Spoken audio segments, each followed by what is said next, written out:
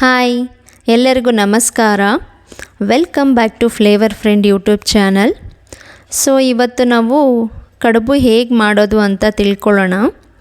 Previous ವಿಡಿಯೋದ್ರಲ್ಲಿ ನಾನು ಕಡುಬು ಒಳಗಡೆ ಪೂರ್ಣ ಹಾಕ್ತಾರಲ್ಲ ಲೈಕ್ ಸ್ವೀಟ್ ಪೌಡರ್, ಅದು ಯಾವ ಥರ ಪ್ರಿಪರೇಷನ್ ಮಾಡಬೇಕು ಅಂತ ವಿಡಿಯೋ ಮಾಡಿ ತೋರಿಸಿದ್ದೀನಿ.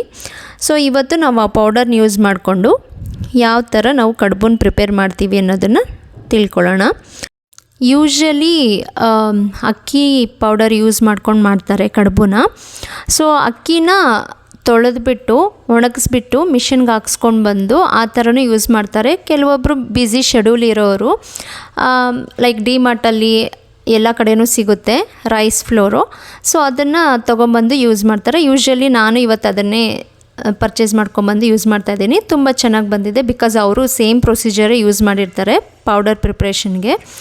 ಸೊ ನಾನು ಈ ಥರ ನೋಡಿ ಒಂದು ಮೆಜರ್ಮೆಂಟ್ ತಗೊಂಡು ವಾಟರ್ನ ಫಸ್ಟಿಗೆ ಸ್ಟವ್ ಆನ್ ಮಾಡಿ ಈ ಥರ ವಾಟರ್ ಹಾಕಿ ಒಂದು ಸ್ವಲ್ಪ ಪೌಡರ್ ಹಾಕಿ ಹುಕ್ ಬರೋ ತನಕ ಬಿಸಿ ಮಾಡಿದ್ದೀನಿ. ಹುಕ್ ಬಂದಮೇಲೆ ಪೌಡರ್ ಹಾಕಿ ಚೆನ್ನಾಗಿ ಕೋಲಲ್ಲಿ ಹದ ಮಾಡ್ಕೊತಾ ಇದ್ದೀನಿ ವಿತೌಟ್ ಎನಿ ಕ್ಲಮ್ಸು.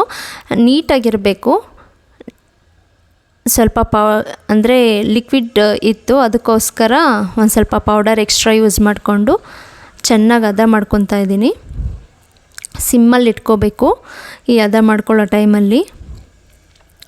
ಒಂಚೂರು ಲಮ್ಸ್ ಏನೂ ಇರಬಾರ್ದು, ಮೀನ್ಸ್ ಅಂದರೆ ಸಣ್ಣ ಸಣ್ಣ ಗಂಟು ಥರ ಆ ಥರ ಎಲ್ಲ ಇರಬಾರ್ದು, ನೈಸಾಗಿರಬೇಕು. ಚೆನ್ನಾಗಿ ಹದ ಮಾಡ್ಕೊಳ್ಳಿ ನೀಟಾಗಿ. ಹದ ಮಾಡ್ಕೊಂಡಾದ್ಮೇಲೆ ಈ ಥರ ಎಲ್ಲ ರಿಮೂವ್ ಮಾಡಿಕೊಂಡು ಆ ಪಾತ್ರೆಯಲ್ಲಿರೋದೆಲ್ಲ ರಿಮೂವ್ ಮಾಡಿಕೊಂಡು ಎರಡು ಕೈಯಲ್ಲಿ ಚೆನ್ನಾಗಿ ನೈಸಾಗಿ ಮಾಡಬೇಕು. ಮುದ್ದೆ ಥರ ಮಾಡ್ಕೋಬೇಕು. ಎಲ್ಲ ಚಿಕ್ಕ ಚಿಕ್ಕ ಮುದ್ದೆನೂ ಮಾಡ್ಕೊತಾರೆ, ದೊಡ್ಡ ದೊಡ್ಡ ಮುದ್ದೆನೂ ಮಾಡಿ ಬಿಸಿ ಬಿಸಿಯಲ್ಲಿ ಮಾಡಬೇಕು. ನೋಡಿ ಈ ಥರ ನಾನು ಎರಡು ಕೈ ಯೂಸ್ ಮಾಡಿದ್ದೀನಿ, ಬಿಕಾಸ್ ನಾನು ಇದೇ ಫಸ್ಟ್ ಟೈಮ್ ಮಾಡ್ತಾ ಇರೋದು. ಬಟ್ ಫಸ್ಟ್ ಟೈಮ್ ಮಾಡಿದ್ರೂ ತುಂಬಾ ಚೆನ್ನಾಗಿ ಬಂದಿತ್ತು.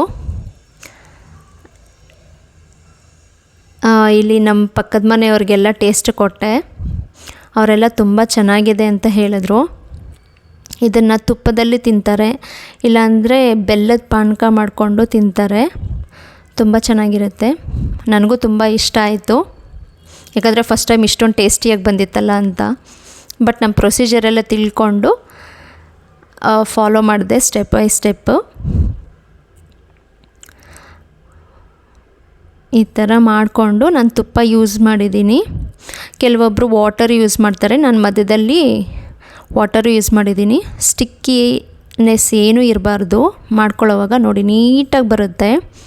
ಅಂದರೆ ಆ ಥರ ನಾವು ಕುದಿಸ್ಬೇಕು ಆ ಪೌಡರ್ನ. ಅಂದರೆ ಒಂದು ಸತಿ ನಾವು ಕೈಯಲ್ಲಿ ಟಚ್ ಮಾಡಿ ನೋಡಿದಾಗ ಅದು ಸ್ಟಿಕ್ಕಿನೆಸ್ ಇರಬಾರ್ದು. ಸ್ವಲ್ಪ ಸ್ಟಿಕ್ಕಿನೆಸ್ ಇದ್ದರೆ ಅದು ಇನ್ನೊಂಚೂರು ಬೇಯಿಸಬೇಕು.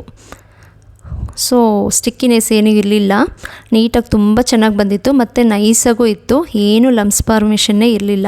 ಅಂದರೆ ಗಂಟುಗಳು ಏನೂ ಇರಲಿಲ್ಲ, ನೈಸಾಗಿತ್ತು.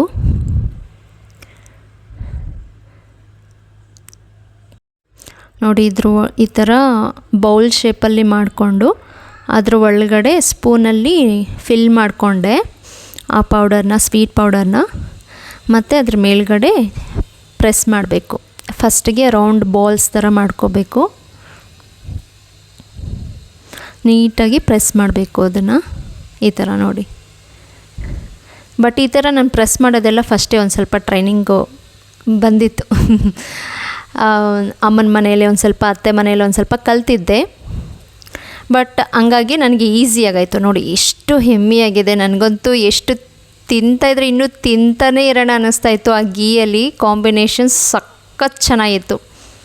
ಸೊ ನೀವು ಒಂದು ಸತಿ ಮನೇಲಿ ಟ್ರೈ ಮಾಡಿ. Thank you. Please subscribe my channel. Have a nice day. Bye bye.